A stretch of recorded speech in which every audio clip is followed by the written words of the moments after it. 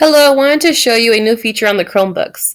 Previously, students were only able to take a screen capture of an image, but now they can actually take a recording or a screencast. So if they press the three buttons, Control Shift, and then the window switcher button, which is on top of the number 6, they'll get this menu where they can take a picture, they can record, and they can make their picture capture everything or just a selected area or the whole window. They can also click on the settings cog to toggle the microphone off or on. So this is what it looks like on the keyboard, Control Shift, and then the window switcher. So once they go ahead and press the Control Shift and the window switcher button, they get that menu and they can start recording, and it will automatically download to their device where they can upload it to YouTube, they can upload it to Google Classroom, or simply email it to the teacher.